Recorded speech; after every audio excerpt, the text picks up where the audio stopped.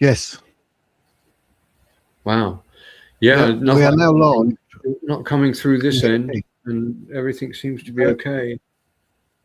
We are actually live. I don't know people who's tuning in if they. I'm not hearing you at all. I got great visuals on you. You look good, but you're very silent. Why would now our speakers fine?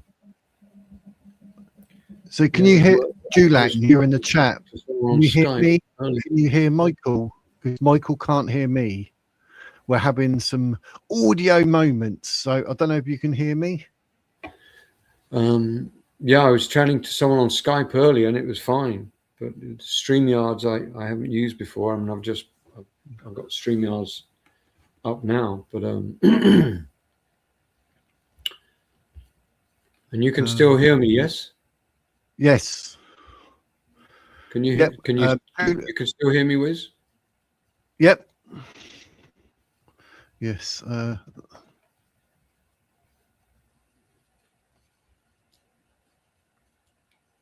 So viewers can.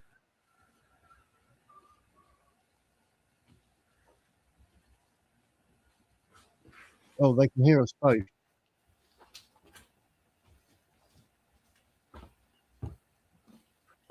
That's strange. Okay, Michael can't hear my microphone, ladies and gents. So we're not sure what's going on. If you can hear me, that's good. I know my microphone. But can't hear, but you can still hear me. Yeah, I can hear you perfectly well. The viewers can hear us both. That's strange. You haven't got a setting still from Skype or something, can it?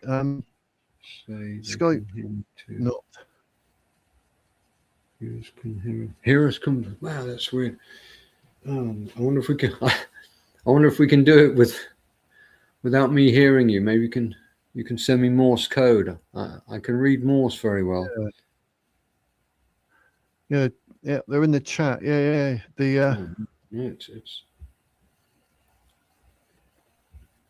Yeah, my microphone. I can hear my microphone here, this end, and it works well.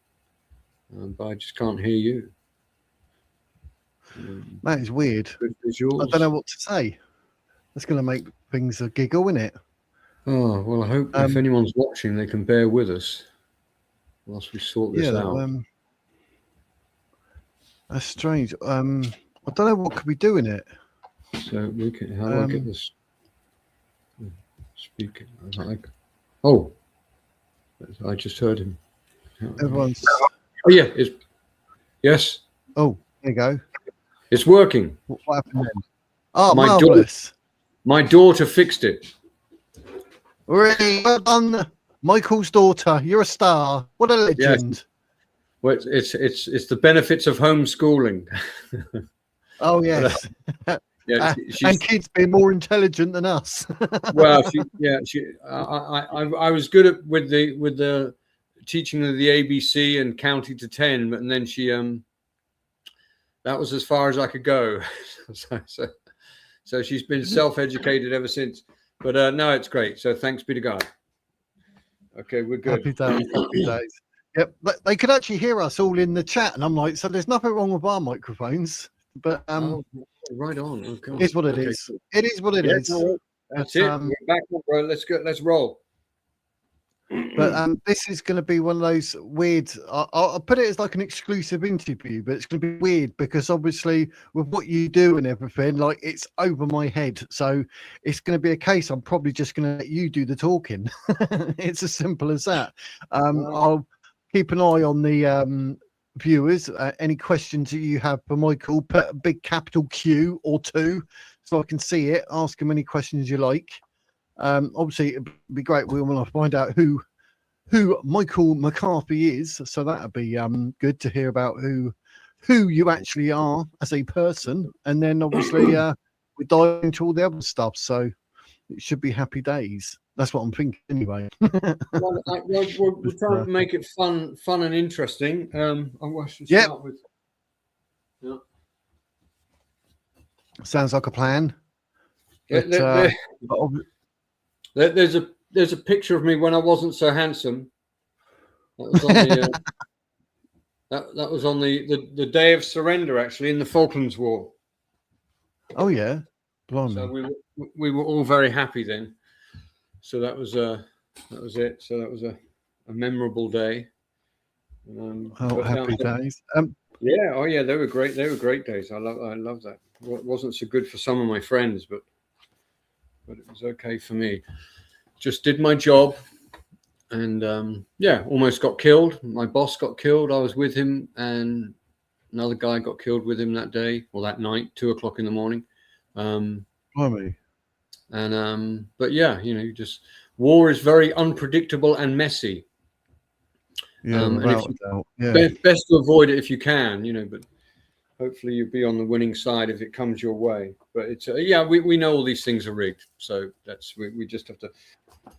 Yeah, and I'm really enjoying listening to the Rupert Lowe event, and so I'm hopeful that somehow there'll be genuine unity and an incredible force for truth and change will emerge out of it all. But for me, I'd love to sit down with Ben Habib and Rupert Lowe and just see how genuine they are. And I know if we had a little debate together, they'd be exposed for actors or not.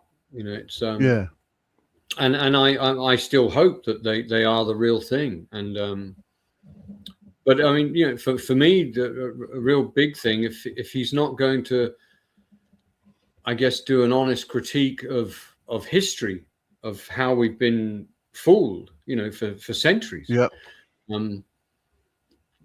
I mean, the First World War, the Second World War, all these things. I mean, these were blood sacrifices. They were not. They were rigged. I mean, these were massive crimes. But so it's been going on for a long time, and I just wish that we could have this kind of grown-up conversation about what's really going on. And if Rupert Lowe isn't talking about the power of the international money power and the central banking cartel and the secret societies that they use in order to shepherd in a one world order socialist dictatorship, because that's what the data tells us. None of this stuff is hidden. It's in the writings of the people involved in these things. But we have the historical record and the contemporary data. So if you're not going to look at all this stuff, then you're working for them. You're just a compromised asset of the intelligence community, and you're not useful. But I hope and I pray literally for all leaders. I don't hate any of these people, but it's humanity is really coming to a point where we've gone too far, and we are falling over the cliff as we speak. So I'm just trying to. Yes, we're in free fall. We've fallen off the cliff, and I just want someone to kind of create a parachute so we can land safely at some point in the future, and that's a lot of, I guess, my performance art of jumping off buildings was, for me, because I've seen so many had so many near-death experiences, that base jumping was a way of kind of having a near-death experience, but having control over it, and being in command and landing softly, right? And and at the moment, everyone's kind of moving chairs on this sinking ship, the Titanic. Well, someone needs to create a lifeboat so that we can all jump in, so that all of humanity can jump into the lifeboat and head off to a nice island, which is kind of the heaven on earth of the future, which I totally believe is possible. And that's why I go back to geological economists. They know that they know that the ship is sinking. It hasn't quite sunk. We're really close to that point now, and so it's an exciting time. But this whole kind of nationalist thing, doesn't, and maybe we can go through some of the points, is like, well, what is nationalism? I mean, nationalism, because it's natural law, tribalism is deeply natural, and that's what a nation is. A nation is just a genetic cluster. But our nations are being turned into propositional nations by design, because a propositional nation will just eventually collapse, and the only way it can be held together is by deception. So that's it. So it's not what are they doing, but what are we doing to build this lifeboat? To build this big parachute so we can all land safely in the future. Because we're here to have a good time, and don't let anybody tell you any different. And as long as your good time's not ruining it for somebody else, then yeah, we're here to enjoy life. And that, and it's for me, what is the purpose of life? And for me, the purpose of life is to be the eyes and to be the ears and to be the conscience and to be the voice of the creator of the universe. And so that voice, we have to speak out. We have this divine seed in all of us. Everyone, every child, every human being that walks the earth has a divine seed in them. Theoretical physics has proven God. If you look at all the Nobel Prize winners, it's Nobel Prize winners in physics that mostly believe in God or believe in a conscious creator, and more so than any other field that gets a Nobel Prize. So we've proven that we were created, and it's and when you look at the original Abrahamic faith, it was meant for everybody. It wasn't meant to be turned into a kind of a racist supremacist cult. It was for everyone. And that's, if you read the Hebrew prophets, that's what they were saying. And I think I said the last time, some of these Hebrew prophets were killed by their own people just for telling the truth, just for trying to say, look, we have this lifeboat, we have this faith in our creator. And people like Jeremiah was stoned to death by his own people. I think Isaiah was sawn in half by his own people. So, I mean, these are, and then, Yeshua, known as Jesus, look what happened to him. So you're up against a formidable enemy, a force that's so that really, you're saying creator. Sorry, saying the Abrahamic side of things. So how or why ever did it come about with the so-called the Muhammad, the Islam? Where did that come into it then, or why did that come into it if it was supposed to be the Abrahamic side of things? Well, yeah, I mean, he's not a continuation of the Abrahamic prophets, not if you read the Abrahamic faith. And although the rabbinical Judaism supports Islam, it doesn't support Christianity at all. I mean, if many Christians, where's that? Well, it's just not. It's Christianity is seen as idolatry. In rabbinical Judaism, it's idolatry. Yes. And the rabbis came up with these Noahide laws, where idolatry is punishable by death. And so Christianity, if you're a Christian, if you look at rabbinical law, you can be executed. And that's it. I mean, it's because in Islam, I think with the rabbis, the issue is with Yeshua said that no one comes to the Father except through me. Well, in the eyes of rabbinical Judaism, that's blasphemy. I don't know what he said. Maybe he said, no one comes to the Creator except through my example, and that's what the Hebrew prophets were saying. They said, we are a people, we are supposed to set an example. We are supposed to set the moral compass in order to be a light unto the world. But is there an actual reason for, or do you have an opinion as to why the Quran has so much Jew hatred in it that they literally are told to kill the non-believers? The Jewish faith, like you say, might well back up Islam, which I've never seen that at all, because I've always been very anti-Islam, because it just doesn't. There's no way in my mind a God, a creator, would allow a so-called prophet to marry a 6-year-old, let alone consummate the marriage when she's 9. That just obliterates it for me. That's just not possible. But you're saying Judaism somehow looks at Islam as if that it could be a genuine religion, when, like, I mean, I'm a bit confused. But Islam is all about killing the non-believer. So, you know, it's sort of like you're going to sort of die for Islam, whereas obviously in Christianity, Jesus died for us. It doesn't add up in my little head. I mean, do you have a view on that? If you read the Quran, it's a interesting read, and the Hadith and the Surahs and all of this. But if you it's really just kind of the Quran.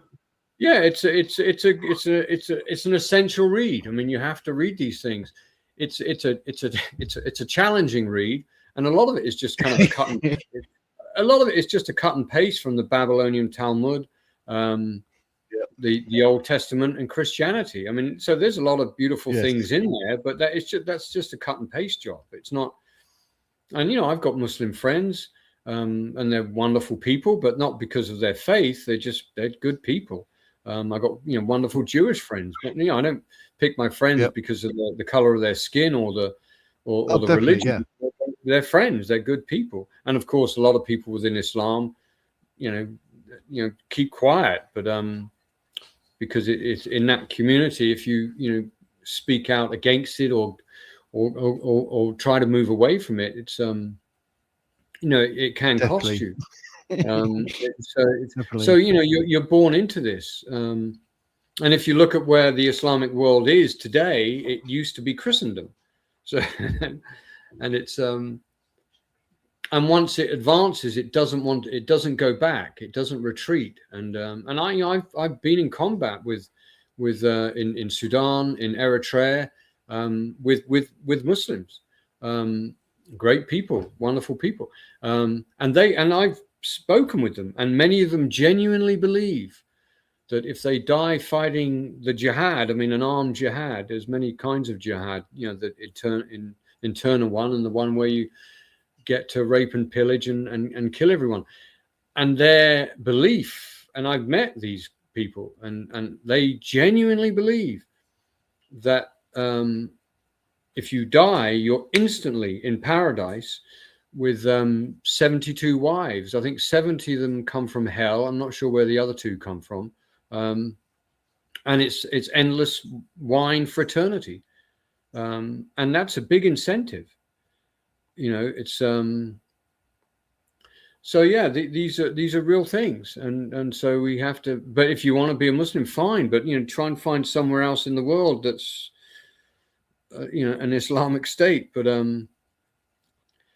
so peace be upon them all. But it's not working. It's not part of my civilization, and it's caused a lot of death and destruction around the world. So, but then you look at how Christianity was weaponized, and how Christianity was used to kind of. I mean, if you're killing someone in the name of Jesus Christ, you're misguided. I mean, you can't. You can't do that. You can't kill anyone in the name of Jesus Christ. You can't kill anyone in the name of Buddha.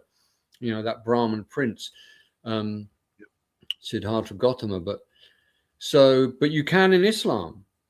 You can kill someone in the name of Allah or Muhammad or whatever. So and you can do whatever you want to your wife, really, if you feel it.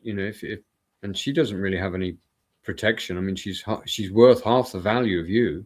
And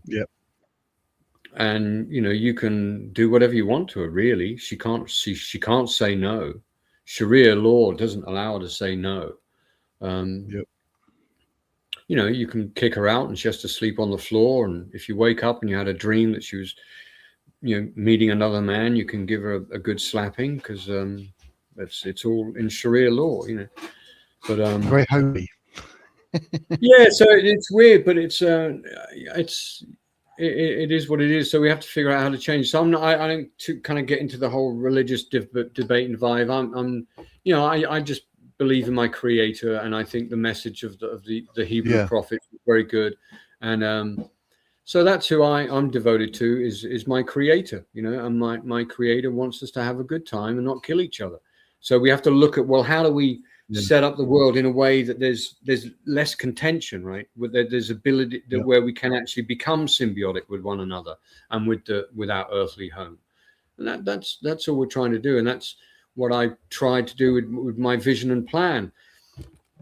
And my vision and plan, it started out, many years ago, or at least my vision. And my vision is to see the end of wars, of all wars of aggression between nations, and that all nations become, good stewards of the natural environment of their nation. And that's my vision. And I'm going to stick to that until the day I die. I believe that's possible.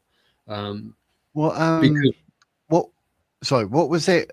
Sort of rewind it a bit. What was it in your career or over the years? What was it that led you to what you are now? With your 26-point plan, you got a book coming out, and what you're saying now about religion and that. What point did you think? You served these wars, you're doing what you're doing, and you were like, hang on, there's a bigger picture, there's more to this. What was it that made you then go down sort of the road of where you are now? Well, I remember the first moment I began to kind of question the world was when I was 9 years of age. We were over, my father was in the British Army, and he was based in Germany at the time. And so about a third of my childhood was in Germany.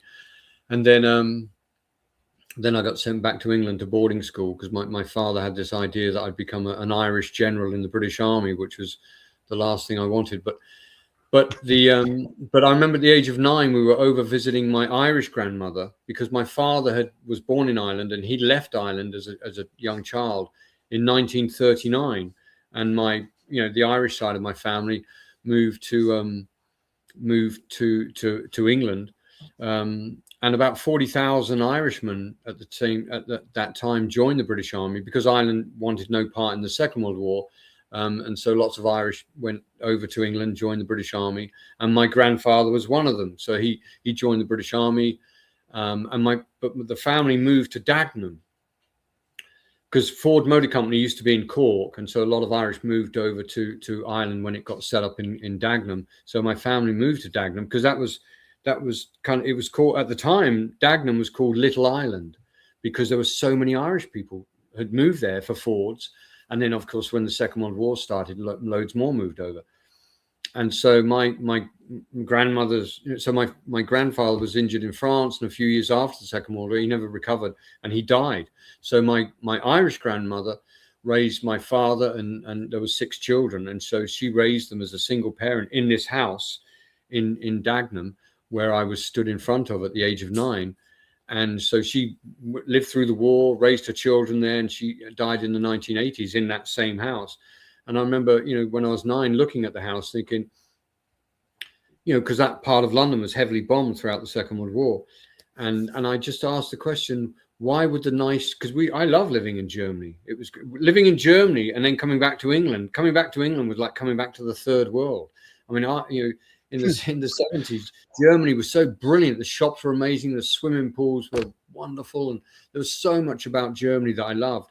And then we'd come back to London, and it was like awful. Like, we were in Dagenham, right? So, and compared to Germany. But I do remember just asking, why would the nice German people kill the English and the Irish people? And that was when I began to kind of question it.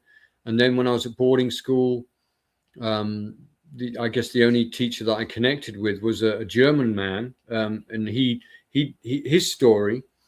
I went to Homefield College, kind of a minor boarding school in the New Forest, and don't send your children to boarding school. That's my hot tip. But the one teacher I really did connect with, because he loved Germany, because he got forced out of Germany, but his story was during the Second World War.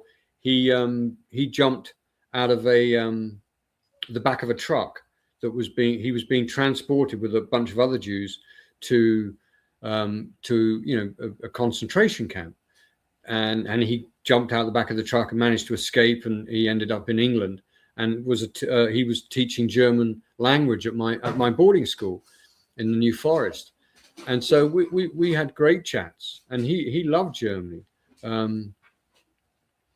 And so that was those were kind of moments of my awakening, and I tried to study as much as I could, but we were limited with our library at boarding school. With history, there was obviously no internet back then, but yeah. So that was the journey, and then kept studying. Ended up in the British Army. Ended up in the Falklands War, and then I got out of the Falklands War.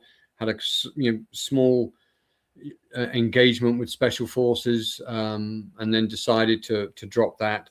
That was a conversation I had in a place called Pontralis, which is just outside Hereford, and we'd been up in the hills all day, doing a thing called the fan dance, and just but they were wearing us out. And this was before the selection course. We were just kind of pre-selection training, and they brought us back to this kind of the communications headquarters. It's a spot just outside of Hereford where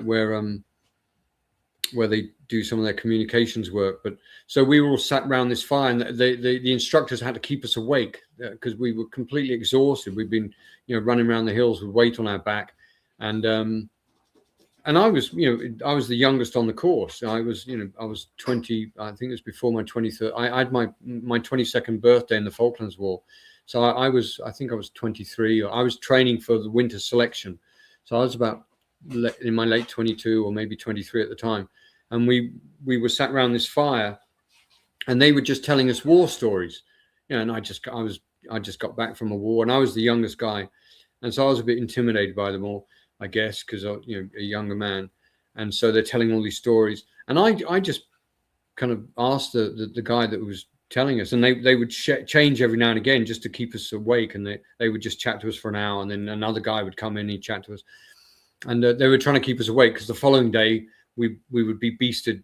Well, they're a bit lighter. They don't beast you in special forces. In airborne forces they do. They don't. They really shout at you and push you, whereas in special forces they don't encourage you at all. You're supposed to be self-motivated. They never tell you how you're doing. You're just so. And they were going to do more of that the following day. And so I just asked him, I said, of all these wars you've been to, and this was the guy, guy was maybe, in his 40s or something. He was an older guy. And, but, a fit warrior who'd seen a lot of action. And I just asked him, I said, with all these wars and things that you've done, have you ever wondered, like, who's behind it all? Who kind of, creates these wars?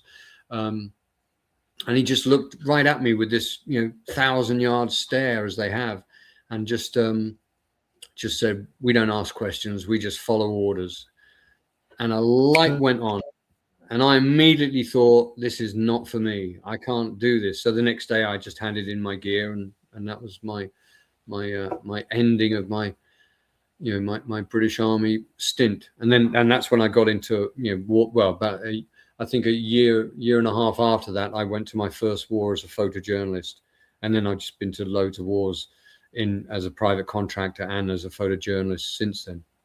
And then I stopped it all in 1998. From 82 to 98, I was in and out of wars all over the world, and not South America, but Southeast Asia, Eastern Europe, and East Africa.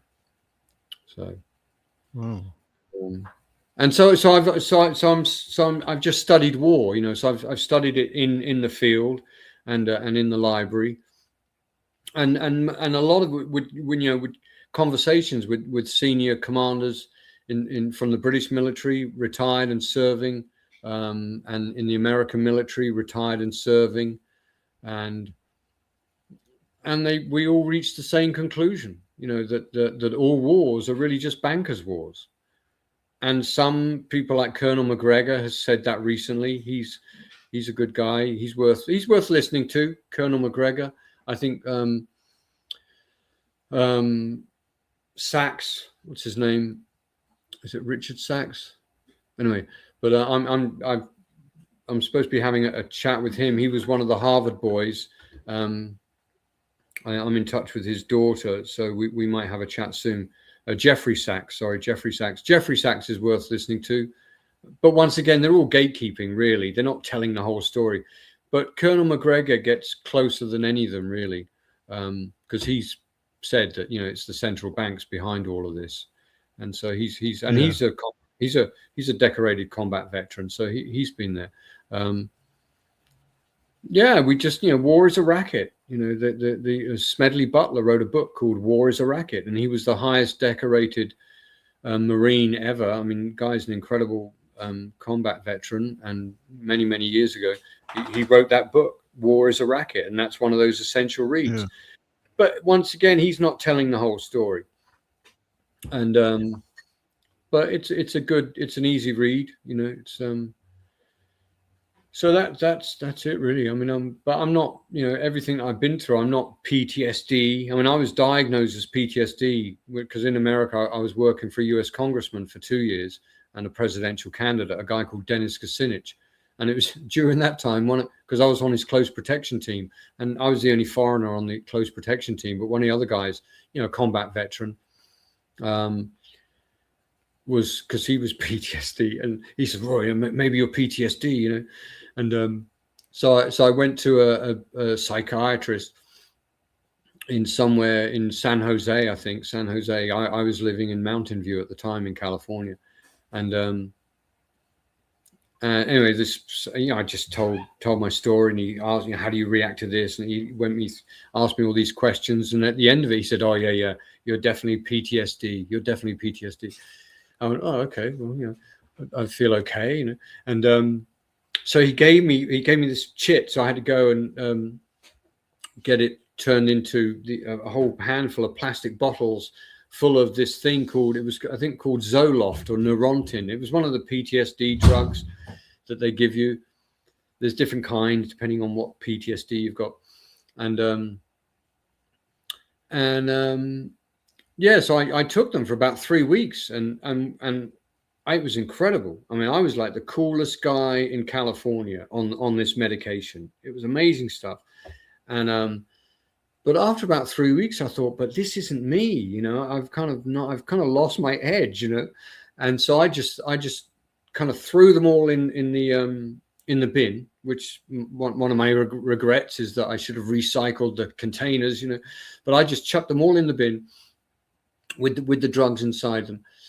And for the next 3 weeks, I felt like killing myself.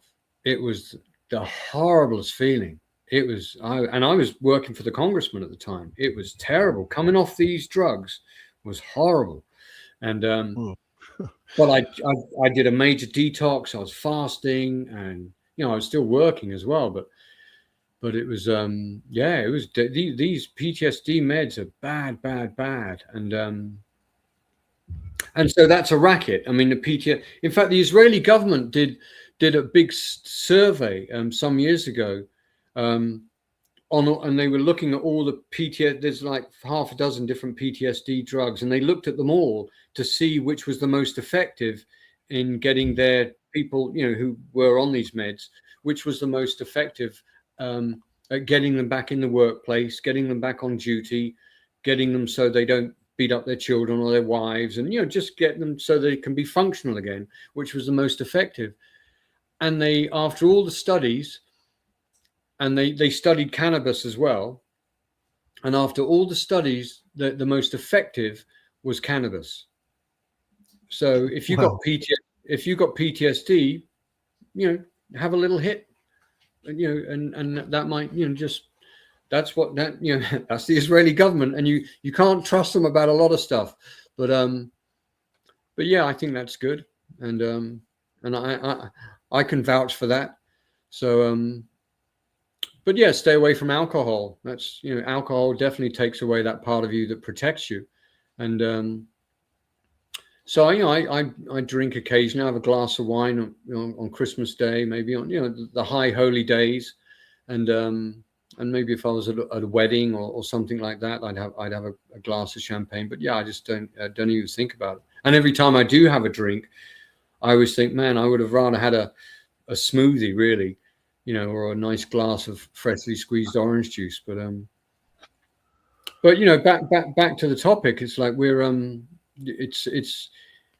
have to find solutions, and I just hope that Rupert Lowe is going to find a solution. And nationalism is the solution, because nationalism, because it's part of natural law, is the most powerful political force.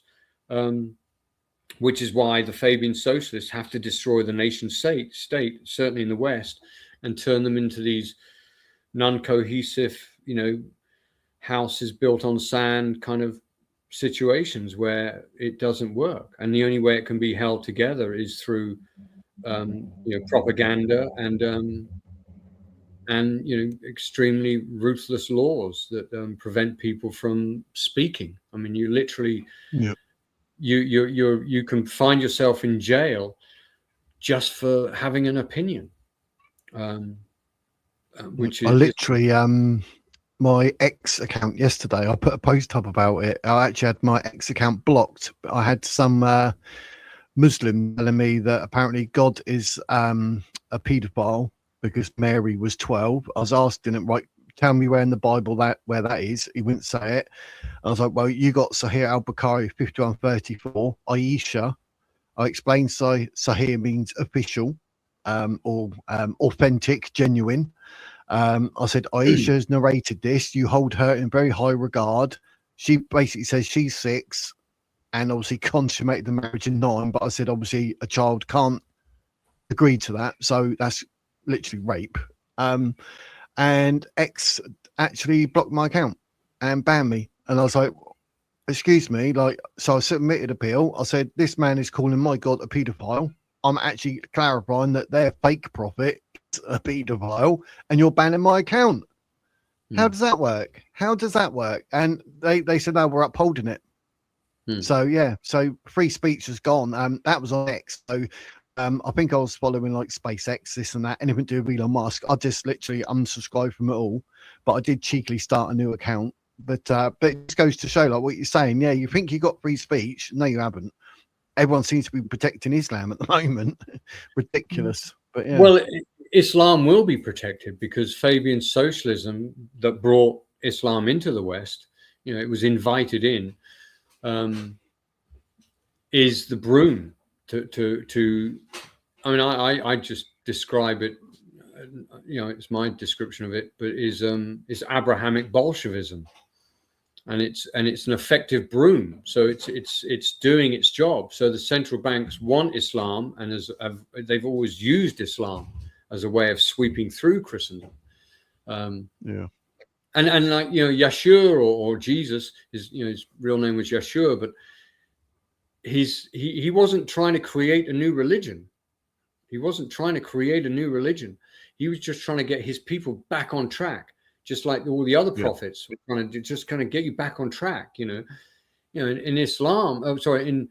There's not going to be any abortion in the original Abrahamic faith. You can't abort. You can't kill a baby in the womb. Now, very soon, you're going to find, I don't know what it is in England, but they're trying to push it through here in Ireland that you can actually kill a child in the womb a day before it's due to be born.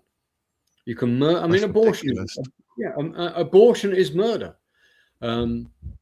It is, and so it's a terrible thing. So this is where we're at. So you actually kill the most innocent thing on the planet, or for humans is the child, the unborn child. I mean, that is the most precious, innocent thing, and for us to murder it in the womb. I mean, we don't deserve our nations do not. We deserve to be swept away. I mean, we are not.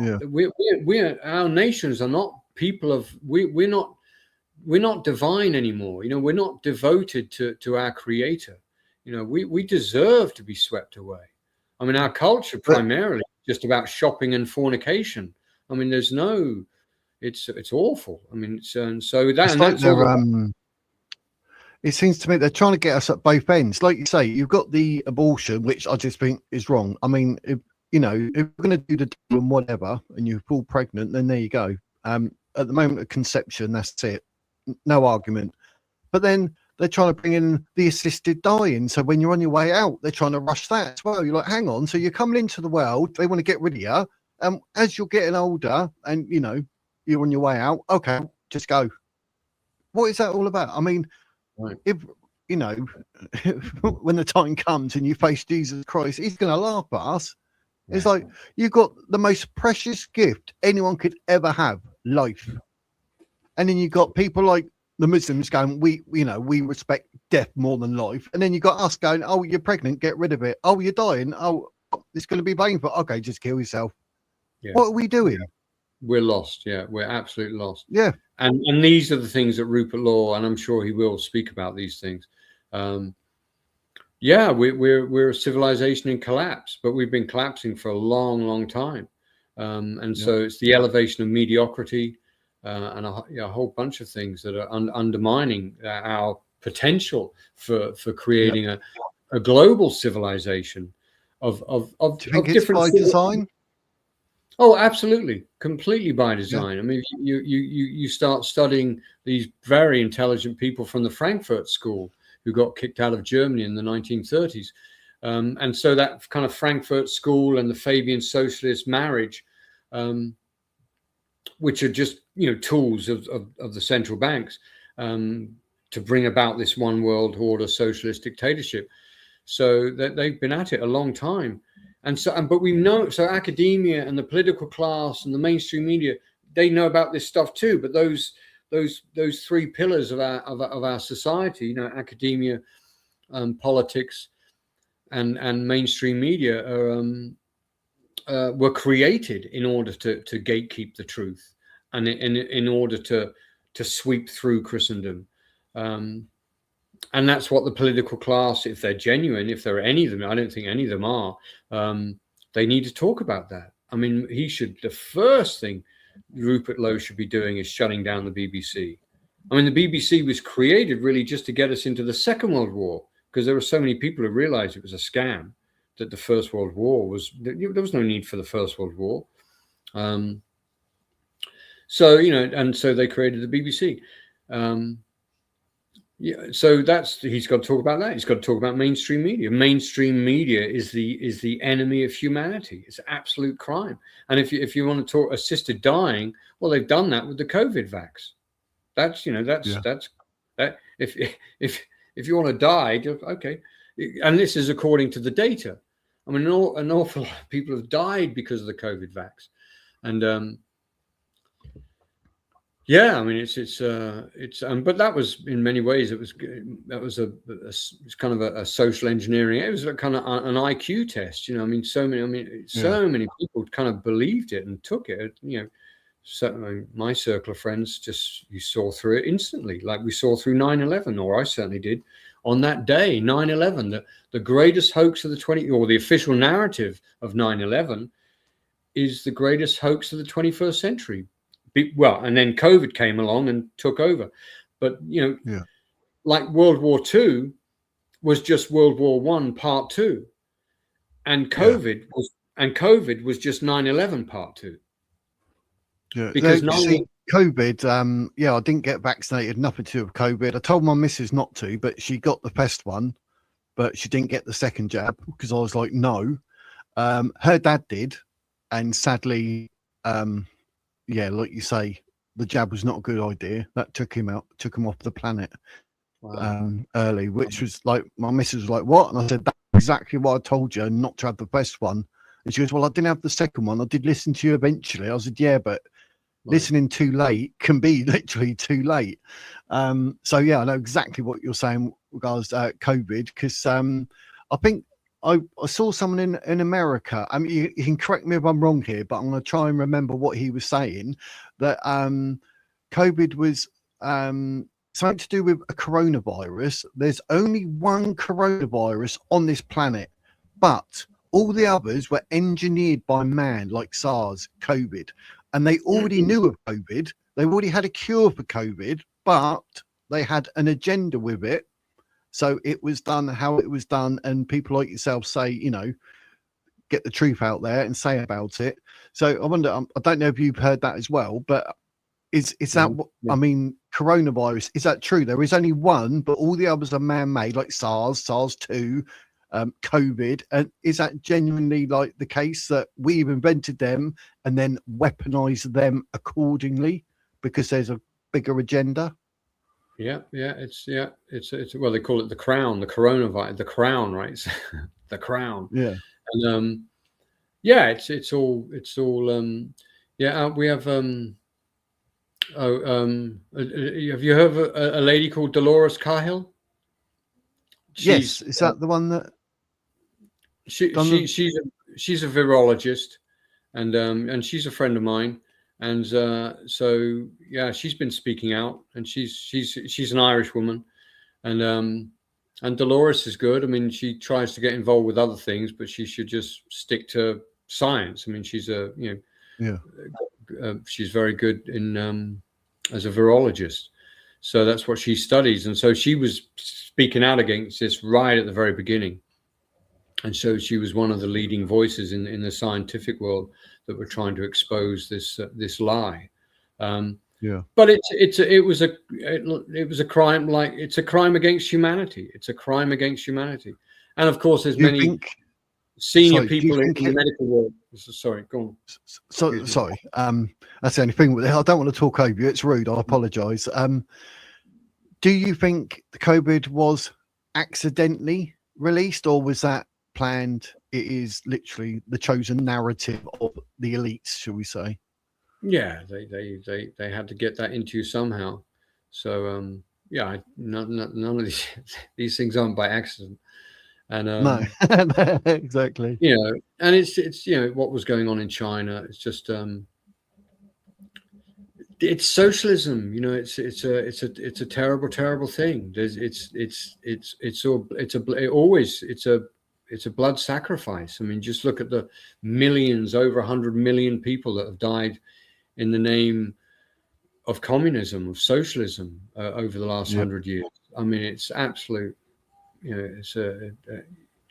but it's still massively taught in all our so-called universities, which are really just, it's a re-education schools, really. You did sort of touch on 9/11 there. I mean, are you free to sort of expand and talk more on that? Or, I mean, I don't want you to say anything that's going to get you in trouble or like put your life at risk or anything like that, but anything more? I would just say, I was a commercial pilot on the day of 9. I haven't flown since 2009, so I'm an ex-commercial pilot, but I flew helicopters and I never flew jets, but I flew big twin-engine turbine aircraft. CASA 212 was maybe the biggest thing, but most of my twin turbine time was on Twin Otters and King Airs. But anyway, so I never flew jets. But I've got enough hours to fly jets. But on that day, I was a commercial pilot on that day, and so by the middle of the afternoon, I thought, no, there's no way 4 airplanes flew into these things. And so I on that day, I became part of the 9/11 truth movement. And I ended up being interviewed by the FBI and the Office of Homeland Security, and they deported me. Wow. The Office of Homeland. Yeah, they deported me in 2008. I was actually, well, no, that's not true. I wasn't deported. I took they would have deported me, but it's called you kind of self-deport. Anyway, so you're basically, if you're not out within a month. Oh, and so I had to pay $500 to the Office of Homeland Security, and then I was able to get that back because I had to leave within a month, and I had to turn up at an embassy anywhere in the world with this receipt. They gave me a little piece of paper. I gave them $500 in cash. They gave me a little receipt, and then I could turn up at any embassy in the world and get my 500 euros back, or get my $500 back. And I haven't done that yet. I've still got the piece of paper. So the US government owes me money.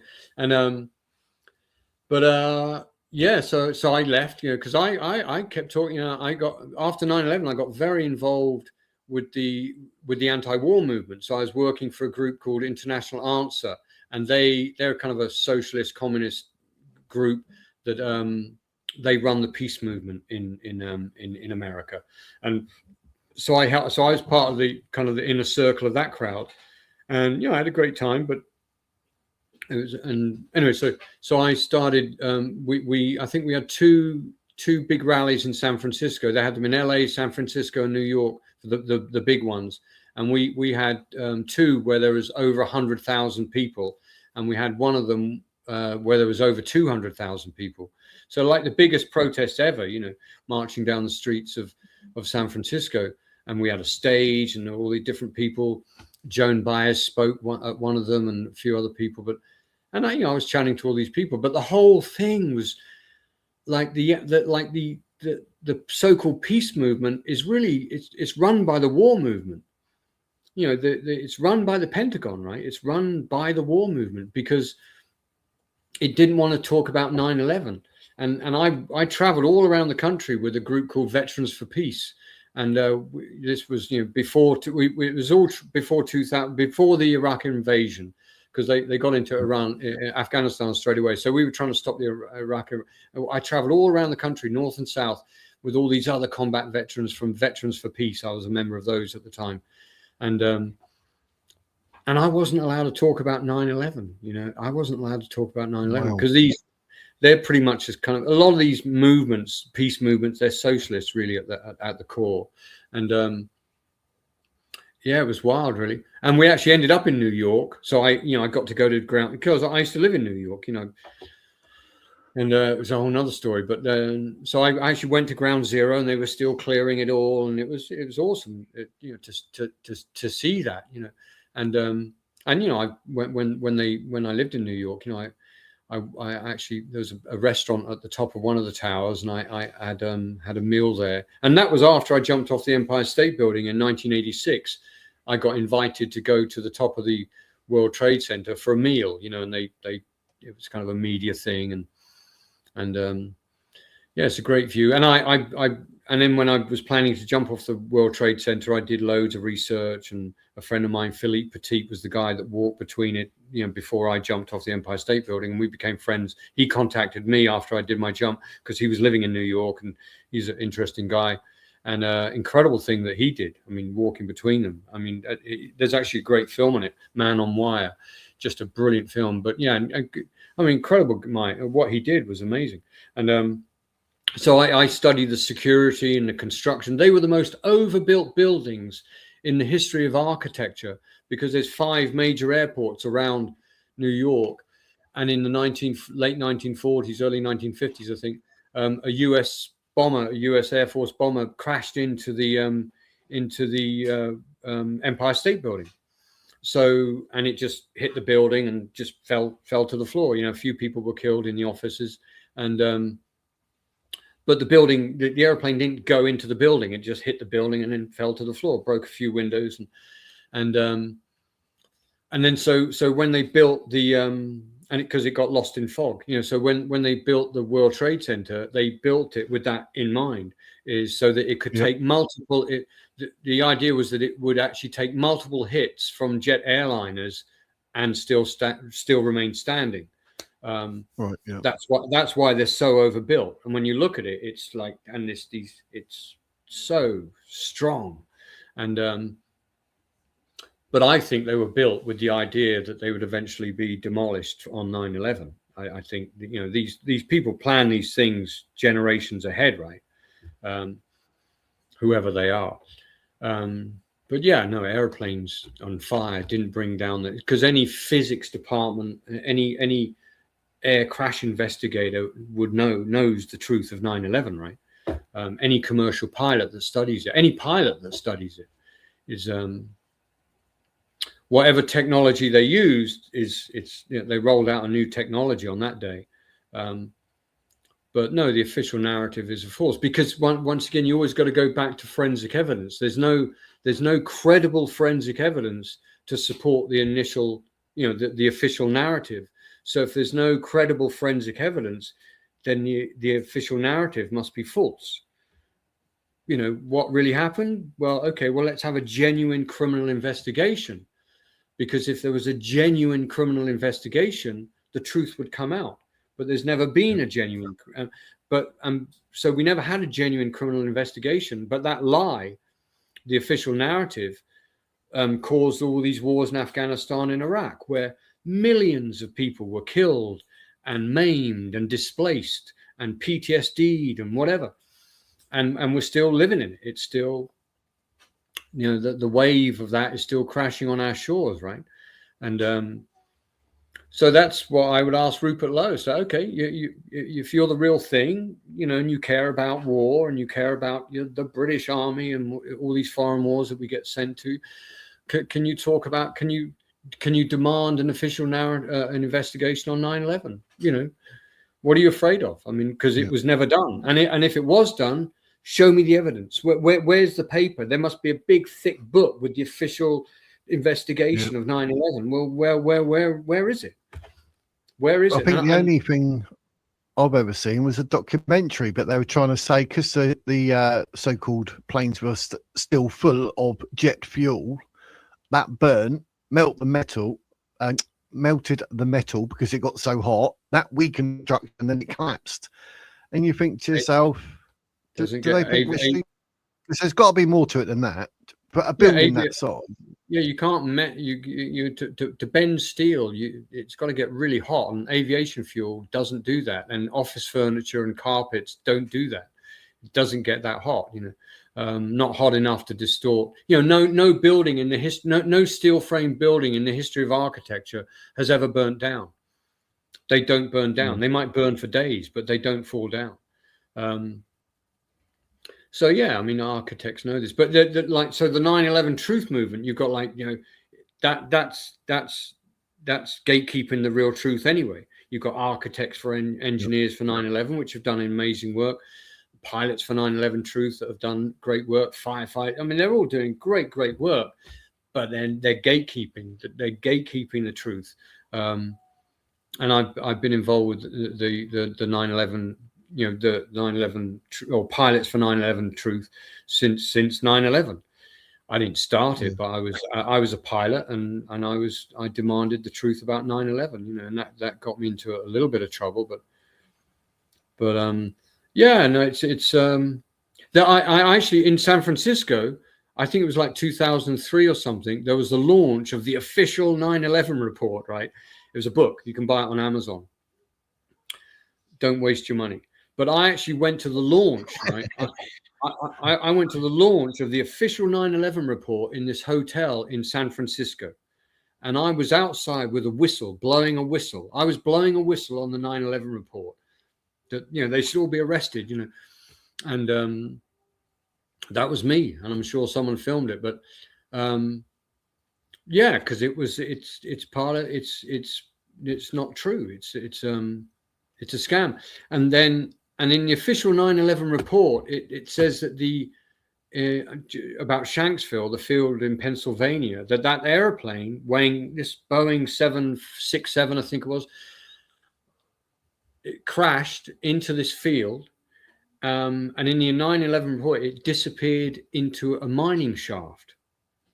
Okay, maybe so. Okay, well then pull it out, right? Because in the hole in the ground that actually was, that hole was there a couple of years before, because you could go back on Google Earth, and but that hole was supposed to be the wings, and so they may have dug that hole 2 years before or whatever. But anyway, that hole was there, and that airplane disappeared into it because Hollywood made a movie, right? Hollywood never lies. Flight 93, right? Go see the film, and in the film, the airplane crashes into that hole, and in that hole, they found, because it's at the 9/11 museum, that you can go to the visitor center in Shanksville, and there's a bandana from one of the terrorists. There's a passport, that was found in the hole. But where's the airplane? I mean, if the bandana and the passport are there, well, they must have been attached to a person, right, who was in the cockpit or in the airplane somewhere, and so they should be there. So, but where's the airplane?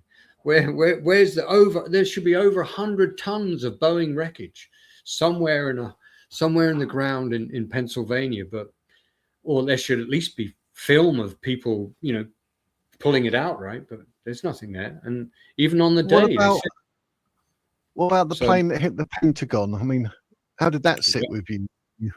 You saw the view, the camera angles and whatnot. Did that seem as a pilot, that there's a thing called ground effect.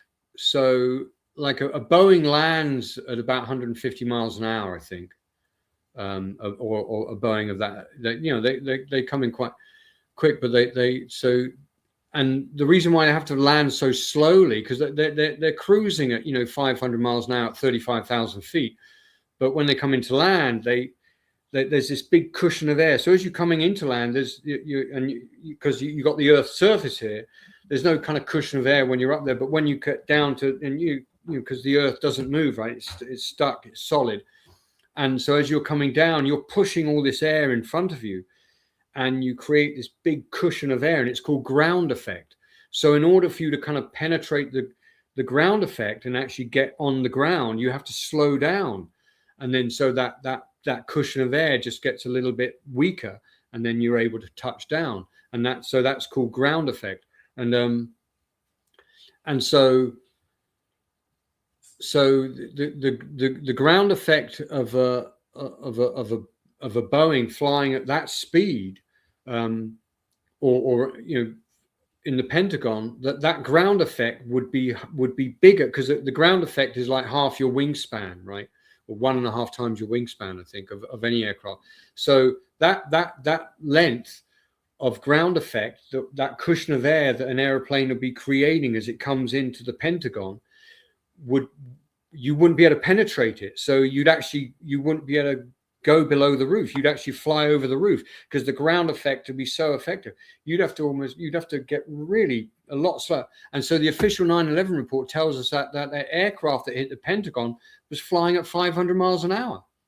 You can go on Google now and do all your research.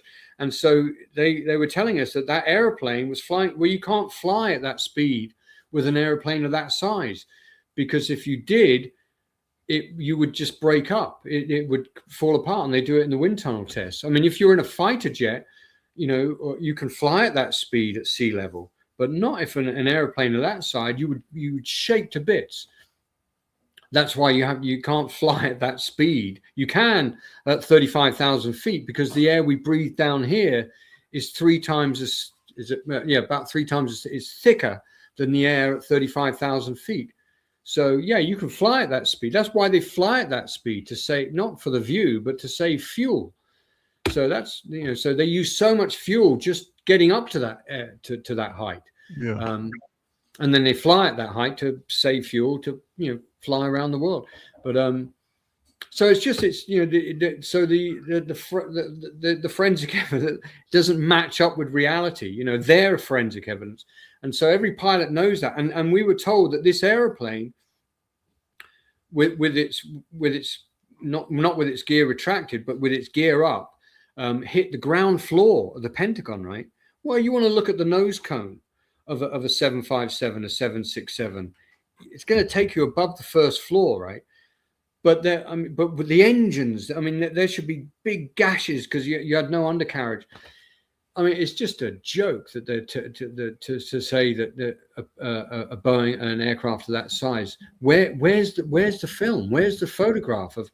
You can go online now and look at there's so many photographs of big Boeings crashing into mountains, crashing into towns, crashing into the ocean, whatever. There's loads of photographs of what it looks like when a Boeing, big, heavy Boeing, lands in a town, or crashes on the end of a runway or whatever. There's 100 times, and I've been myself, as a pilot. One I was a passenger, one I was the instructor, and one I was the pilot in command. So I've been in 3 airplane crashes, and all the bits were there. Like no matter how hard you hit the ground, all the bits are going to be there. So there should be 100 tons, over 100 tons of Boeing wreckage on the lawn of the Pentagon. Well, we were told that the airplane disappeared into the building. Well, how can you? So it's silly, really. So it's not to be taken too seriously, but a genuine criminal investigation would bring all this out. And so my flying experience and my my base jumping experience, all these things kind of fed into my understanding of what happened on that day, but did you look into Did you look into, is it Building 7? Well, yeah, that was another one. That's That was weird, wasn't it? Well, it's funny. The BBC do this thing where actually a guy I do know. He's a special effects guy in Hollywood and a music producer. And if you go on to, I think he got thrown off YouTube. And his I think Ace. I think I should look up the channel. Hang on. But anyway, so he did a series, and if you can get it on BitChute now. If you go onto BitChute, and it's called 9/11. Oh God, what's that? Ace, man. I don't want to get distracted here, but he does a 10-part series, and as a special effects person, he shows they made loads of mistakes on it actually, but he shows the mistakes they made because he does special effects. I mean, 9/11 really was a computer crime. It was a financial crime. It was mass murder. There's a whole bunch of things really. It was a crime against humanity. And so, yeah. But anyway, so Ace did a really good 10-part, was it 9/11 Psycho? Man, I don't want to break away from this, but I'll email it to you and you can put it in the show notes. But yeah, Ace Alexander, and I met him, but we've had good chats on the phone. Well, he made that documentary just to show all the mistakes they made. You go on to BitChute. If you just put in 9/11 Truth and put in Ace, ACE, Alexander is his first name. Yeah, so no, he showed it. He's a special effects guy, and they made a lot of mistakes. So it was computer generated images, CGI, that they used and kind of overlaying and how they did that. And I had a friend who, I think January or February after 9/11, went to Lower Manhattan, and he tried to speak to as many people as he could meet, and he was there for a couple of weeks, and he wanted to speak to as many people he could find who were there on the day and actually saw both buildings blow up, and he spoke to almost 1,000 people. And nobody heard an aeroplane or saw an aeroplane, right? So maybe they were all hard of hearing. Maybe they had bad eyesight. I don't know. But so yeah, so that's it.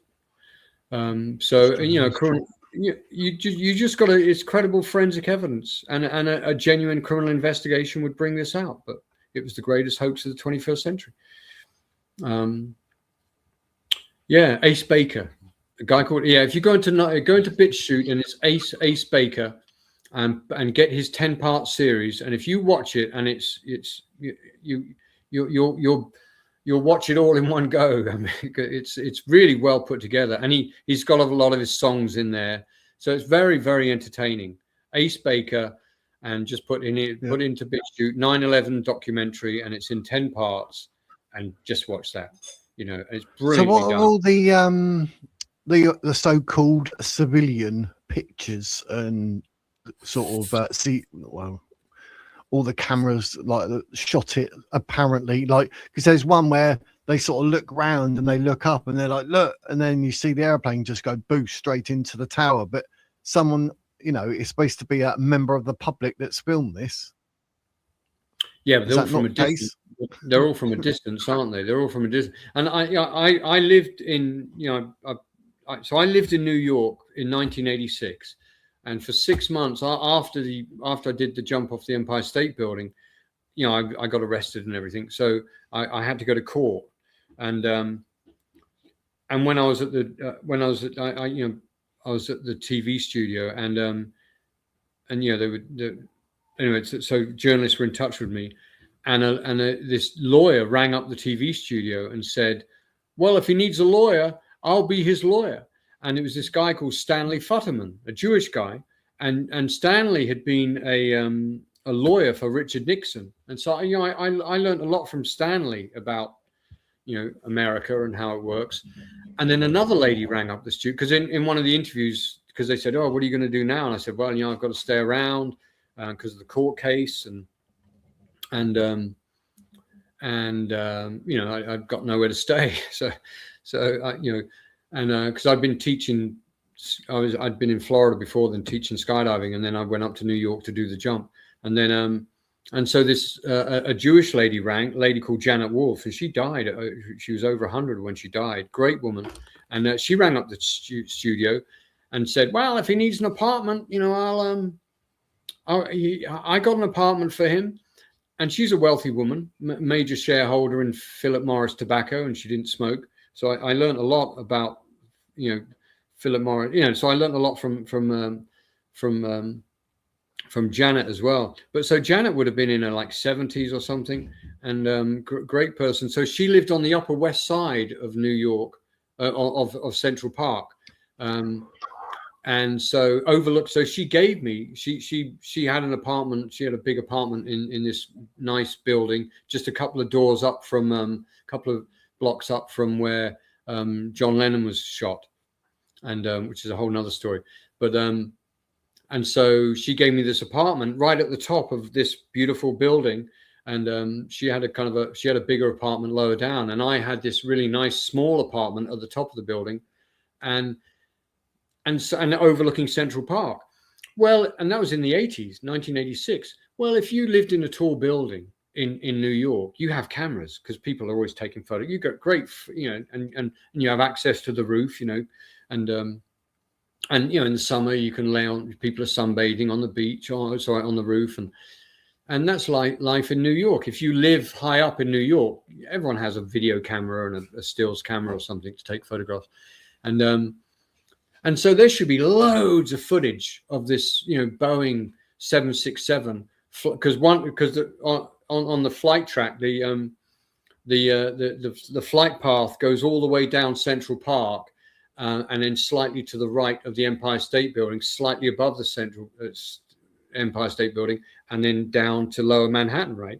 Well, you know, the Empire State Building is open at that time, and so where is the you know, that, and there's on the top of on the viewing gallery that I jumped off, on the top of on the 86th floor, on the Empire State Building, there's loads of tourists there, and they've all got their cameras out, right? Well, if you're going to see a Boeing flying down Central Park just above, you say, oh my God, what's going to, and all the other cameras, there should be loads of footage of this big Boeing flying down at, you know, about 1,500 feet above Central Park, because that's what the data tells us, or the official data tells us, right? And yep.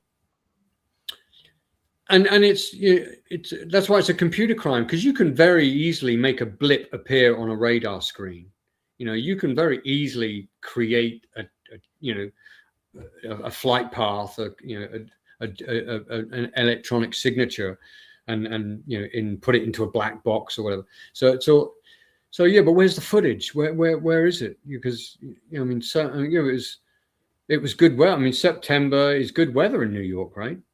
I mean, there would definitely be people. There would have been. I mean, I slept on my roof a few times when I lived in New York.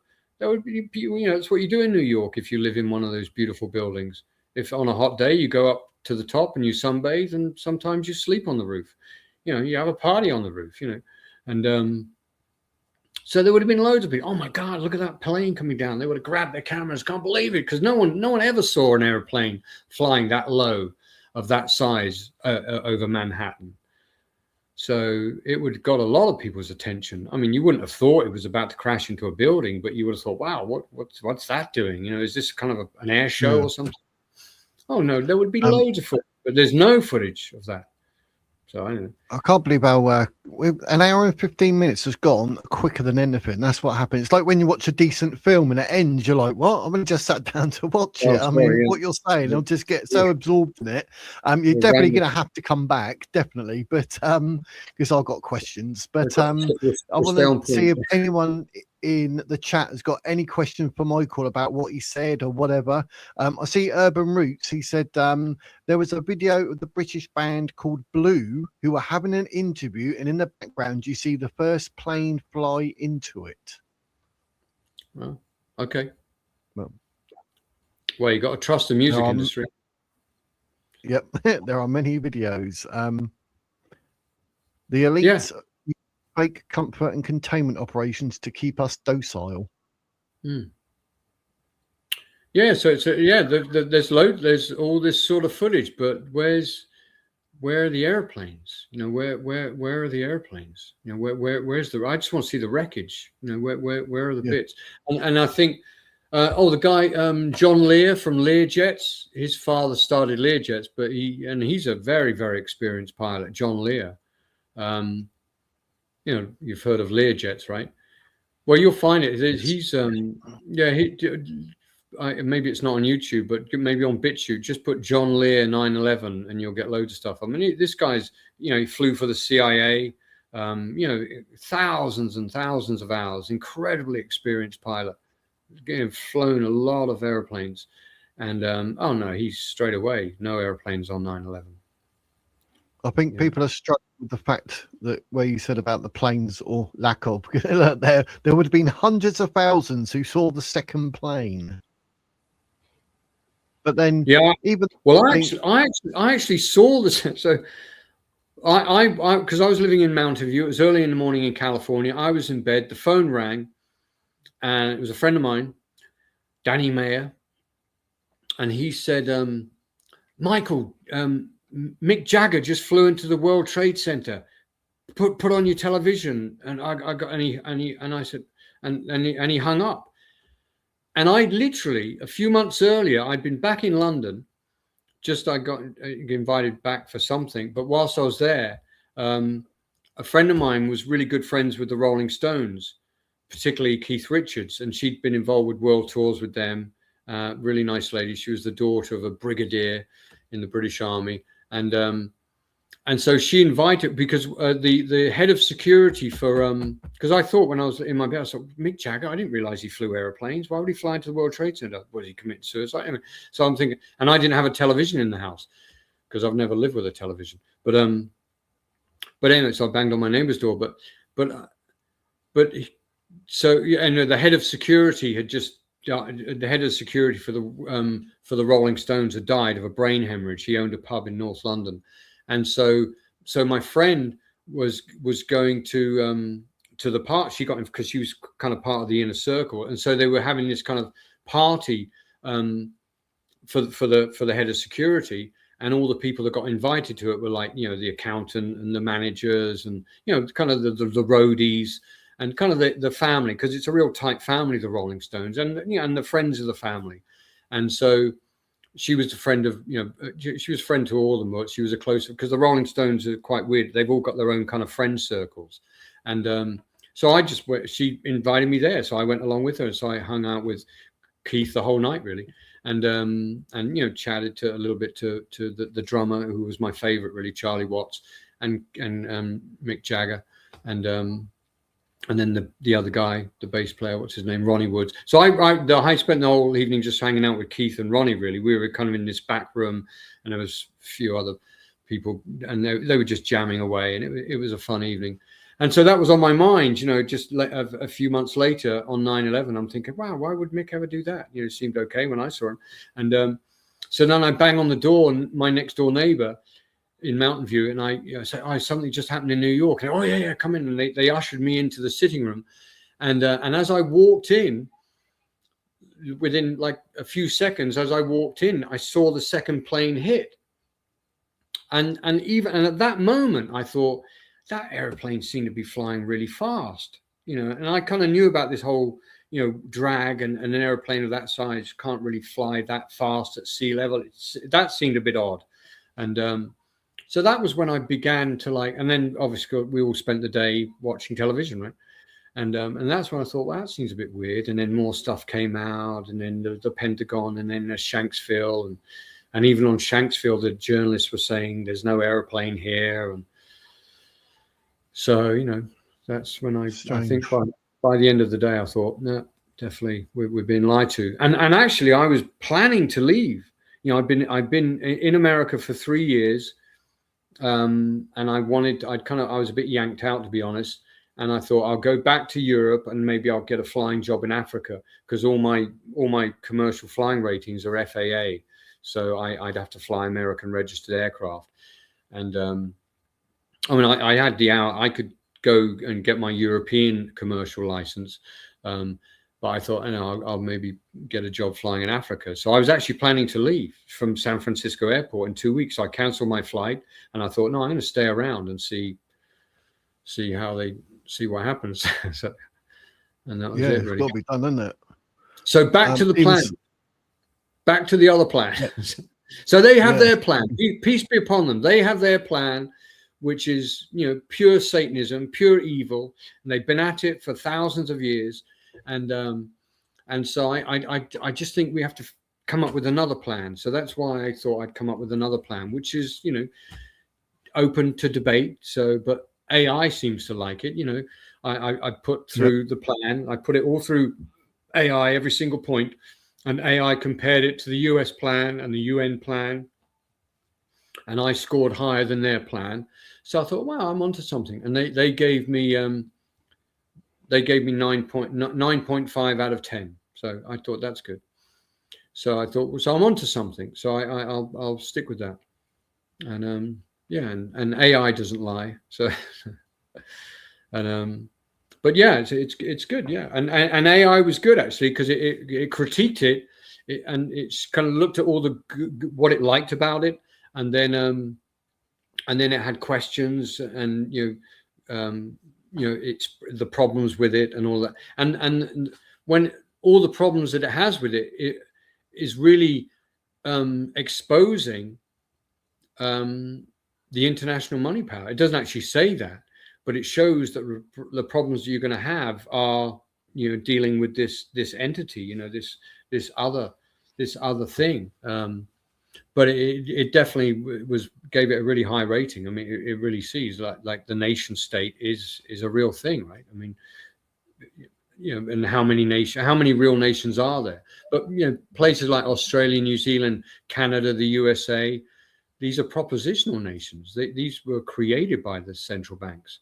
You could say the same about India. I mean, India is at least 20 countries, but they put a line around it, right? The British East India Company created this thing called India, and but there's many languages and all sorts of cultures going on in India. And then the security services, created Pakistan, so that was another creation of theirs. And every country in Africa is a propositional nation. There's not one country in Africa had its borders determined by the good, wise, and virtuous African people. These are all creations they're all propositional nations, which is why they don't work. That's why they're internally fighting with each other. I come up with I'm sticking to my vision, but all the points of the 26 points of my plan, up for tearing them apart, put them back together again. So when the book when it's published, each chapter will be one of the points, and so there'll be an introduction, or there is, because I've written it now. So there's an introduction, then there's the 26 points, and at the end of each page, or at the end of each chapter, I'm going to leave a couple of blank pages for notes and suggestions for improvements, so people can pencil, oh, well, yeah, that's not good, or, so that we can kind of ground source or crowdsource the, and make it better, So, yep. Because whatever we can't be overly focused, and we have for the last hour. We can't be overly focused on what they're doing, because we know what they're doing, and but what are we doing? And it's nice to talk about what they're doing for 5% of the time, but in conversation, I let my children whinge and whine, but not for very long, 30 seconds. But then it's like, okay, well, let's fix it then. What are we going to do to fix it? And that's what the nationalist movement, hopefully, when it's unified, it's like, well, okay, well, what are we going to do to fix it? And not just for our nation. For me, nationalism has to be about all nations. You got, yes, and it's in one of my points. And I maybe I can look. So let's maybe tear into that. See what comes up. Yeah, so I've got because on your website I did have the thing. What we do, I have to get you back, and we'll actually just do one where we go through your 26-point plan, because on the website there's only 25. Oh yeah, well the 26 point I put in, and the 26 point is So I just secret.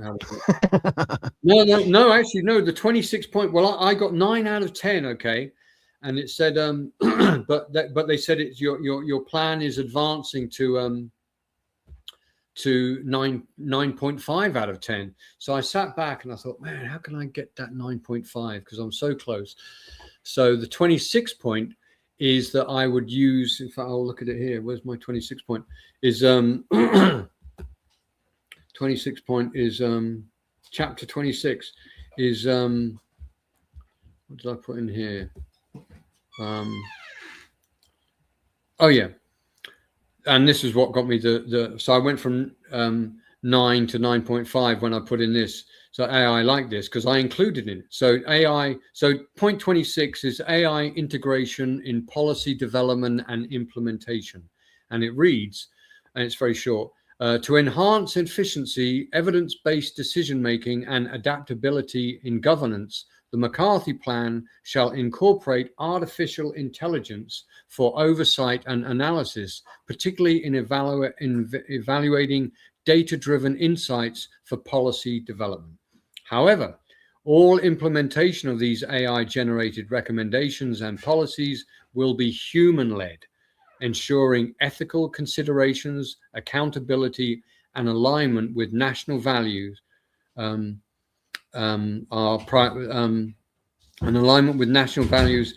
prioritized by qualified experts and decision makers. This point will serve in the creation of genuine sustainable development goals that reflect a more likely and reasonable human future rather than the maintenance of current and historically corrupt command and control structure of global affairs. AI systems will be utilized to process vast database or data sets, identify trends, simulate outcomes, and provide objective assessments. But final authority for policy adoption, refinement, and execution will rest with human overseers. This hybrid approach will include safeguards such as regular audits, transparency protocols, and ethical guidelines in mitigation biases, errors, or over-reliance on technology. This integration aims to leverage AI's capabilities for forward informed thinking policies while maintaining human judgment as the cornerstone of responsible governance. That's it. That's point 26, which is the shortest chapter in the book. and so when I put that in, AI gave me 9.5 because, the robots want to be included, right? Yep, definitely. Robin's asking if you got her email. She asked me for your email. It's quite a good email that she sent. So I was like, oh yeah, I'll forward your email to her. It was the MacArthur Nation interaction document. Did you get that? She said. No. But yeah, you can give her my email. Don't do it over the phone, but or online. But she's give her my email. So if you have to send it again, otherwise. Where are we? See if there's any questions there. We don't want to miss any. If there is any. There's not really much you can ask about what you say, to be honest, without getting ourselves into trouble, I expect. But I can hit. Well, we could just do a few points. I don't want to go into it too much because I want people to buy the book. So it's that's it. I went through the. It's going to be a hardback. It's going to be a hardback book, and it's And hang on, I've got to do what we're going to do there. Hang on, I'll just go back here. Hang on, where was I? Is it there? I think that's the one. Am I back on? Yep. Oh, there you go. Yeah, so it's going to be a hardback book, but it's going to be a bit like this one. So I'm going to make it hardback. It'd be about 300 pages, and this actually, if you want to read an amazing story, literally unputdownable, and I literally couldn't go to sleep. I had to read this book in one go, and this is from a friend of mine, Richard East, and he's been on the front line of life. And if you want to know what happens when things go wrong, read this book. It's called The Rocky Road by Richard East. And so it's his publisher that's going to put my book together. And he's a good guy. But right. Yeah, get yourself a copy of The Rocky Road by Richard East. And it's really good. And they'll make it into a film one day. It's an incredible read. And he's a good guy. And anyway, so it's going to be a hardback like that. But we can go into the vision real quick, because that's, to me, massive. It's, I've got Brian Jones is asking if you know about the SAS members being present in Paris the night of Diana's death. Yeah, well, I don't know.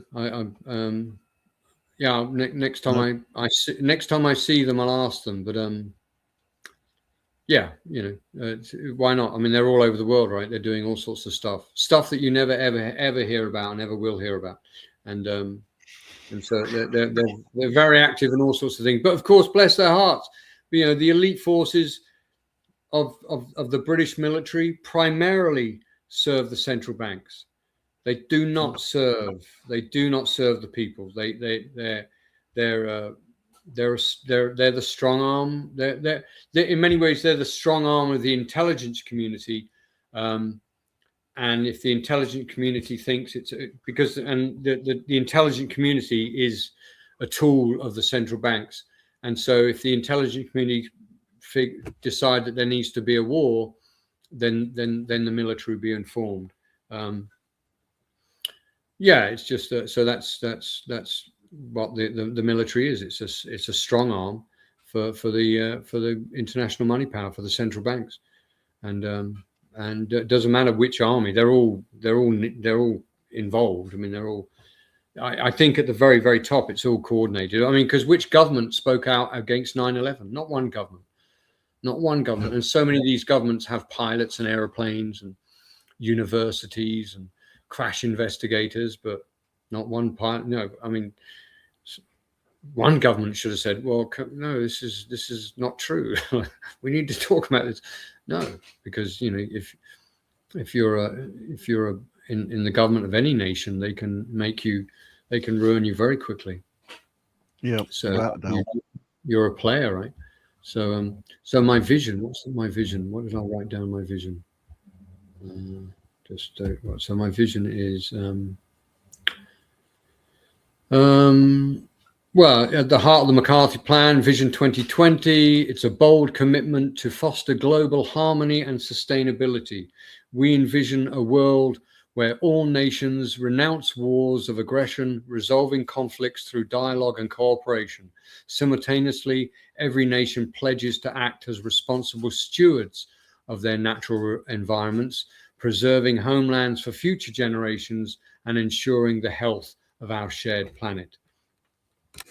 And I expand only on it slightly. Yeah, I mean, Vision 2020 is positioned as a foundational pillar of the McCarthy Plan. The two core objectives mentioned are ending all wars of aggression between nations.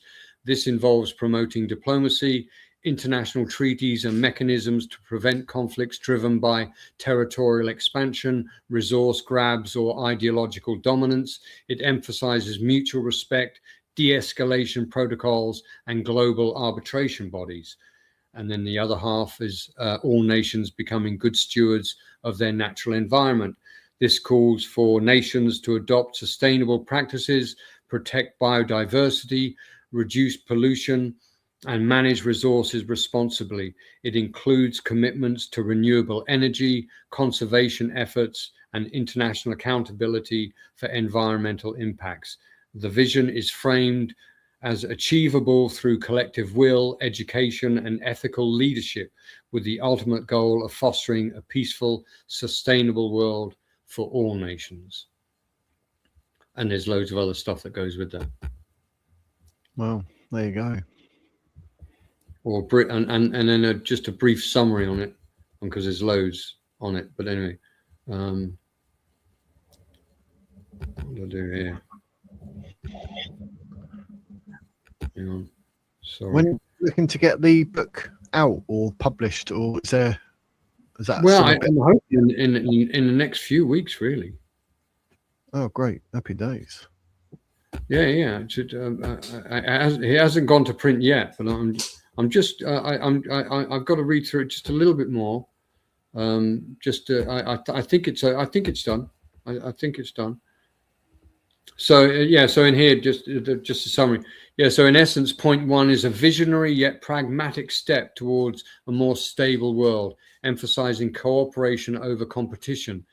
It's particularly relevant today amid escalating tensions, cyber warfare or proxy conflicts, and if paired with strong accountability measures, it could be transformative. However, its success hinges on overcoming deep-seated divisions through persistent diplomacy and inclusive design. And there's loads in between all of that, but that's yep. You'd have to buy the book to get the rest. But, yeah, you heard him. Buy the book. There you go, ladies and gents. But it's not set in stone, except my vision is. But I kind of laid out the first 25 points, but other people have seen through it, and a lot of my friends have had quite the life. And so, because when things fall apart, it goes tribal. And I've been to a lot of these wars where it's tribal, right? And my friends have. And so, a lot of us, combat veterans, we're always thinking like, man, how could, because I'm not, I'm proud of my service as a soldier. I was very professional, and I did my job. I followed orders, and so I'm not ashamed of the stuff I've done. But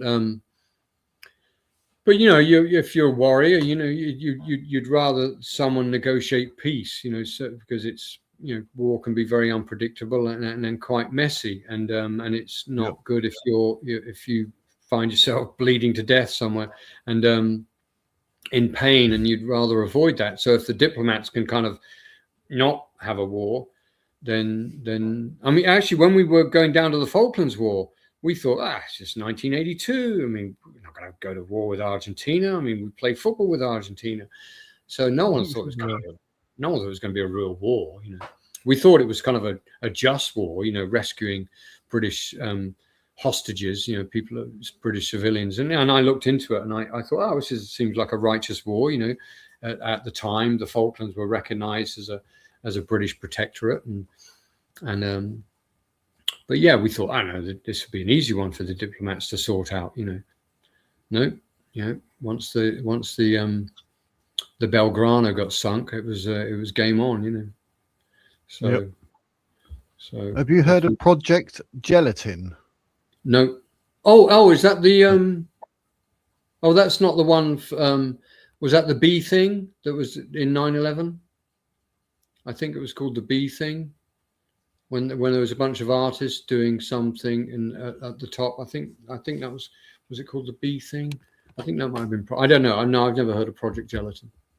Don't think I have. No, me neither. But we'll have to. I can't believe that, an hour and 40 minutes. But we'll have to have you back on, and we'll obviously talk about some more stuff, because obviously I know you've got a lot more you want to say. Well, do you want to do one on the nation? What I believe a nation is? Yes. Because point 2 is defining a nation. So point 1 is the vision, but the point 2 is defining a nation. So in the McCarthy plan, a nation is understood as a large community of people bound together by shared descent, history, culture, or language, who collectively inhabit and steward a specific country or territory. This definition underscores the importance of cultural identity and territorial integrity as the building blocks for global peace and mutual respect among all nations. And some of the, yeah, this I say this point is a thoughtful and necessary foundation for the McCarthy Plan, providing clarity in a world where terms like nation, state, and country are often used interchangeably, but can carry significant political weight. By establishing a clear definition early on, it helps avoid ambiguity in later points, such as those dealing with security, point 1, or environmental stewardship. It's rooted in established concepts from thinkers like Ernst Gellner or Benedict Anderson, who describe nations as imagined communities bound by shared narratives. And then it goes on to, here's a deeper look at some of these perspectives. So that goes on. And I think I do, there's a summary I do just at the end, and I'll chuck that in. And so, yeah, overall, and there's loads in between all this, but anyway, but, oh yeah, this is, so this point, this is reminiscent of debates in international law, such as the Montevideo Convention, criteria for statehood, population, territory, government, capacity for relations. But McCarthy's version here, it feels more people-centric than state-centric. It's less rigid than some nationalistic ideologies, which is a plus. And then it is a solid, people-orientated building blocks that grounds the McCarthy Plan in real-world diversity while advancing its vision of a united, secure world. It sets up the subsequent points effectively by defining the key actors, making the plan feel more actionable and inclusive. Without it, the ideas of collective security or environmental protection could seem abstract. With it, they gain a human face. And yeah, that's it. But there's, I don't know what the other points are. What's point? Yeah, there's loads. There's 25 points. But that's it, man. I mean, it's just it's exciting times. But I mean, it's not an attractive website. So I've got to get someone who knows how to make a good website. So maybe someone in your audience now has to make a good website. But McCarthyPlan.com, which is mine and not very attractive, that has the 25 points on it. And then all of those points are backed up with data, credible data. Yeah. And that's it. And I've got African friends, Arab friends, Asian friends, also Europeans that have looked at it and have helped kind of shape it a little bit, and even priests, rabbi, not any rabbis, but yeah, good Jewish friends have looked at it. So yeah, it's good. It's about love, truth, and better ideas for all nations of the world, and that's it. So yeah, the links are in the description, so anyone can click on them. Plus the other couple of websites that you mentioned as well. So they're all in the description that people can just click on and go and see. But check out those. Sorry, I cut in. That's right. No, go on. Finished. Well, just saying, the link there is because I lived in Silicon Valley for 7 years, and I spent 3 years in Mountain View. Then I moved up to the next town. Mountain View is like Google. I used to lunch at Google, and I have good friends at Google. But the next town up is Palo Alto. So those are the two major towns in Silicon Valley, and so. Yeah, anyway, I was going to mention something else, but maybe I shouldn't. But what point did you just make? I'm just looking at something here. But, I make no points. I'm innocent, Your Honor. Yeah, but no. What did you just say before I started talking? I was just saying about your links in the description, because is it unz.com? The McCarthy that's right. Plan. So where I lived in Palo Alto, I lived on this street in Palo Alto, and there's a guy called Ron Unz. He lived on the same street as well, and Ron's a Jewish guy from California, and these are the sites you've got to go on every day, and it's unz.com. So that's his site, Ron Unz. And his own writing is just awesome, and and podcasts. I mean, you've got to listen to his podcast whilst you're driving or working. Ron is a very clever guy. And so he put together Unz Review, which is unz.com, and he's attracted, genuine investigative journalists from around the world, really, really good ones. And, I don't agree with them all, but really great website, unz.com. But you learn a lot from the comments. So not only has he put together the best of investigative journalism on every subject, science and culture and geopolitics and all of it, really. But you learn a lot from the comments. So he's attracted a lot of clever people who really know their stuff. And you learn a lot from the comments. And so if there's any error in the articles, lots of people pitch in, and I pitch in occasionally. But that's a really good website. And then the other one is Henry Makow, and I've been in touch with Henry for over 20 years, and he likes my ideas. And Henry is a Jewish guy from Canada, henrymakow.com, Makow, and he's good, man. Henry's, you check his stuff out every day, and he really is good. A Jewish man that genuinely loves our Creator, loves God, and you go on to him every day. And so those are the two sites that my military friends around the world and here in Ireland, those are the sites I recommend, and also to the police that I most of my activism is with the military and with the police here in Ireland and elsewhere, just to get them educated, really. Start, because especially in Ireland, I'm sure it's the same in England, morale is very low in the police force and in the military here. Because they're reading these sites. But no, the morale was low before they started reading this stuff, because they see their country slowly being collapsed around them. And what's going on in Ireland is horrific, really. But of course, the Irish government are the enemy of the Irish people, just like the British government are the enemy of the English, Irish, or Scottish or Welsh people. The ones that are in Northern Ireland. But so it's the British government and the Irish government are the enemy of their own people, and that's what the data tells us.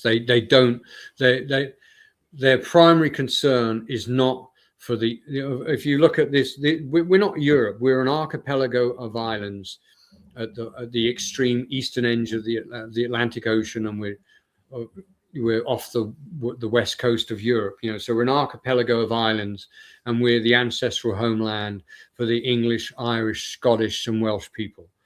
Well, those four ethnic groups are not being represented by their political class. And in fact, their political class has declared war on those four ethnic groups.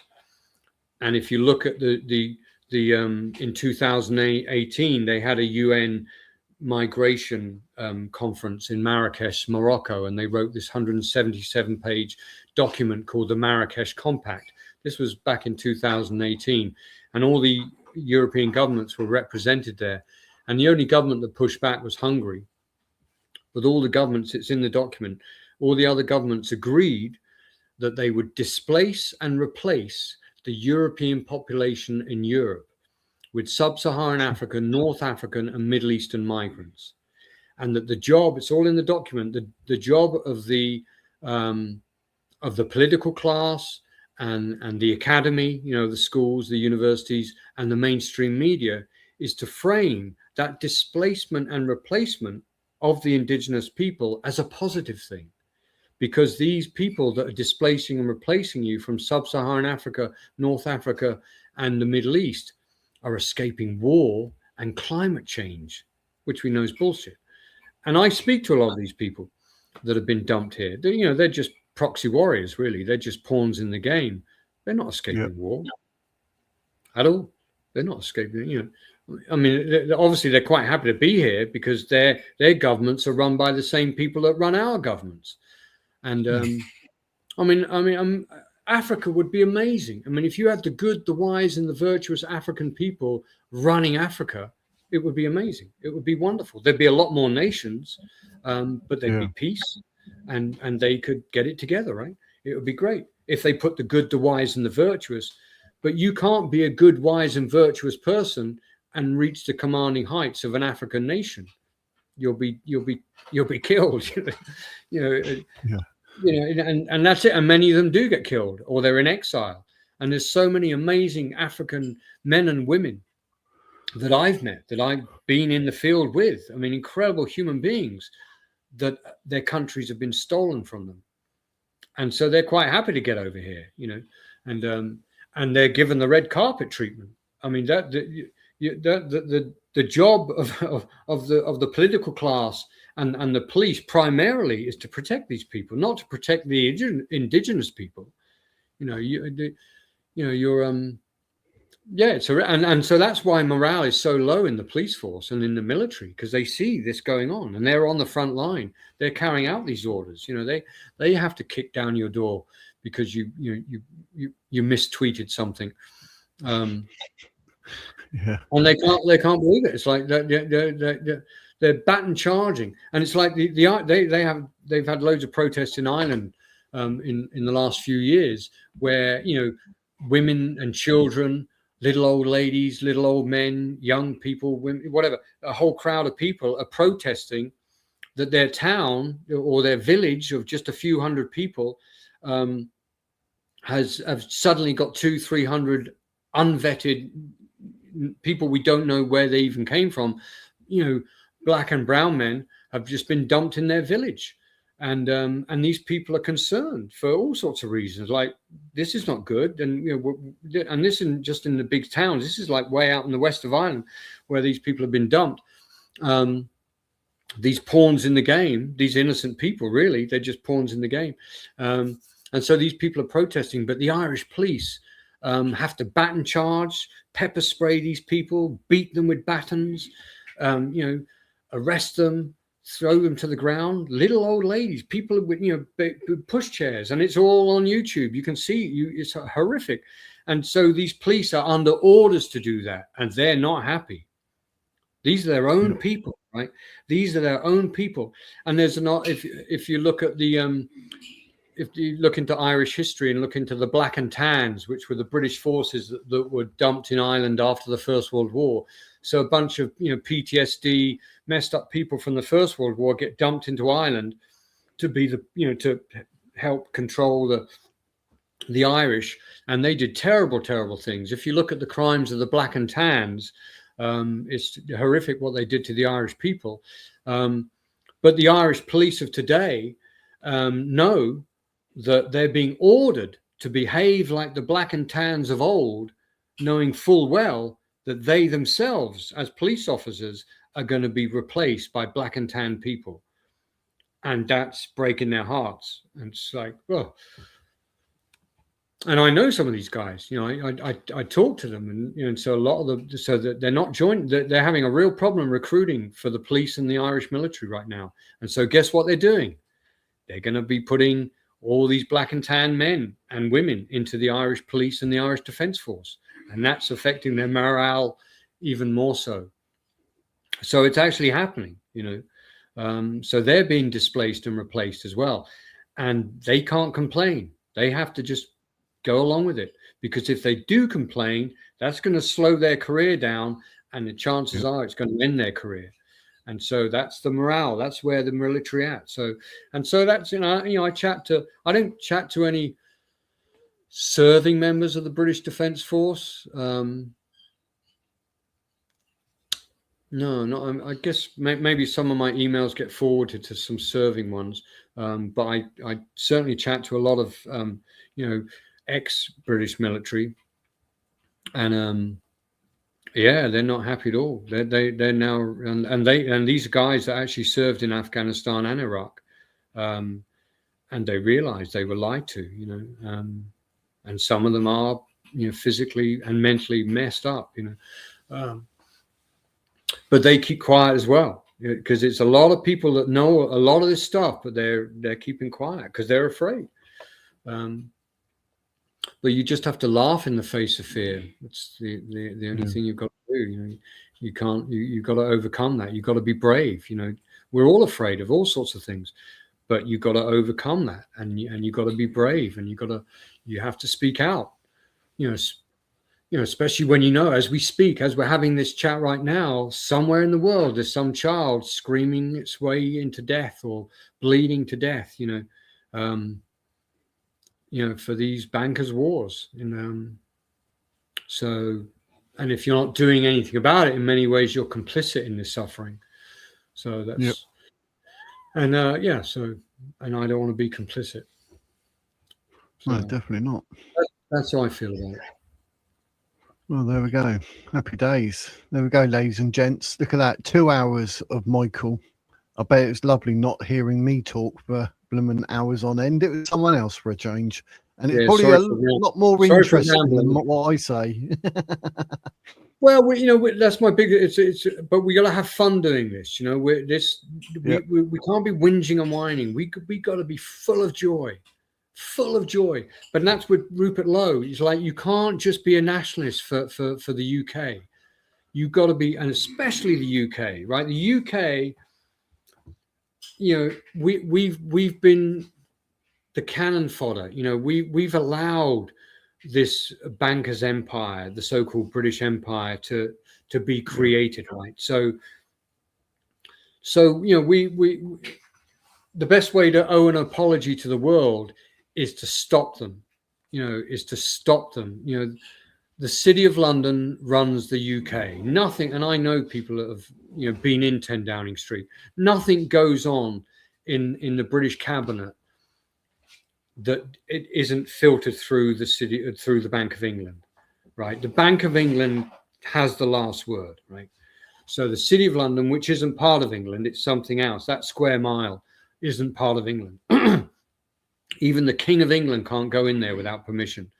So that square mile is another entity. But out of that square mile, they took over the world. And they still run the world from that square mile. And that's what the data tells us. So that's what Rupert Lowe we need to get a grip of that. It's like, no, this is cruel. This is evil. This is Satanist. This is not, we could do better than this, right? And a whole bunch of that, we need an international debt conference. And but it's been going on for 4,000 years. That's why I say, read The Babylonian Woe by David Askell. I mean, that's a good beginner's guide on money. Just read that book, and that's then you'll understand money, right? You'll understand what happened 4,000 years ago, and that's when the international money power really kicked off, and it's been 24/7 since then. And that's an essential read. But if you want to know about Fabian socialism, that's what you're living under, you want to read that book, by Dr. John Coleman. He was a researcher for the intelligence community, and he wrote that book, One World Order, Socialist Dictatorship. You read that book, and then you'll understand what's going on in England, in the UK. Or if you really want to know your future, right? Because that's why I wrote the plan. It's in one of my points. You read that book, Blip, by Christopher Clugston. You read that book, and that's important. And these people, these geological economists, have been crying out since the 1920s, and of course the central banks know this, which is why they're behaving the way they are, because they know we've screwed up big time. And but there's a lot to look forward to. Once we decide to take the world back from these people, whoever they are, and we can do it because there's not that many of them, but they have all their puppets in place, in the media, in entertainment, in political, in the academy, and all their puppets are there in the secret societies. Will Rupert Lowe talk about this? The international money power and the central banks and the secret societies? I understand we need, military secrets and other things, but do we need secret societies? And especially when members of these secret societies have powerful positions in all sorts of areas, that why we need to know this. Like, so it's just, I don't want to see anyone. I don't hate any of these people at all. I hate some of the things they've done. I've seen some of the things they've done. I've participated in some of these things, but I don't hate them. I just want them, I just want them to be restrained, somehow, identified and restrained, and maybe some of them take their passports away, but yeah, I just don't want them in the command structure. I don't want them in command and control or in influence. Just, go back to your nice mansion and live out your life, have a nice time, but stay away from us, because we're trying to build a world. We're trying to build a beautiful future. We're trying to create heaven on earth. And that's the original Abrahamic faith, was about creating heaven on earth, right? It didn't have a focus on the afterlife, right? Because, no one really knows, right? But we know we're here. So the original Abrahamic faith was really about creating heaven on earth, right? So, yeah, it's in the Lord's Prayer, right? On earth as it is in heaven. That's all we want. We want this beautiful thing here, and we can do it. And because when you read Blip, it's like, no, there will be no beautiful future. So that's why we've got to get back to the truth, the real truth. Yeah. Anyway, man, I love you, brother, and I thank you so much, because no one else wants to talk to me. No, I'll have you back, mate. You got more to say. You're more than welcome to come back. I mean, what you say fascinates me. There's a lot I don't know, so you're educating me. So yeah, I'm sure and educating the viewers. Yeah, and we're all students. None of us know. Each one teach one. That's all it is. Each one teach one, and keep that Zen mind. The beginner's mind. I'll never graduate. I'll graduate when I take my last breath. Right, that'll be my graduation ceremony. Right, that'll be that. That's it. I've graduated. But between now and then, I'll be at school. I'm going to spend the rest of my life at school, and I love it. And it's a real boarding school. So, and so it's fascinating. I mean, yeah, I'm very open-minded. I'll listen to anyone about anything. I might agree, I might disagree. I don't know, but I will listen. Do you know what I mean? And I will hopefully learn. So that's what it's all about. We're here to have a good time, and we're here to learn. We're here to love our Creator and love our neighbor. Right, love our neighbor, neighbor who lives next door, but our neighboring nation. The nation next door to us. We love them. We love them, and that's all, man. I mean, it's like maybe that's one point, Mike, because it's so that's it, bro. So.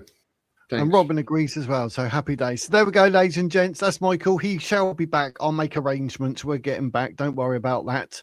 But like I say, at the end of every single video, ladies and gents, that is the wizard words.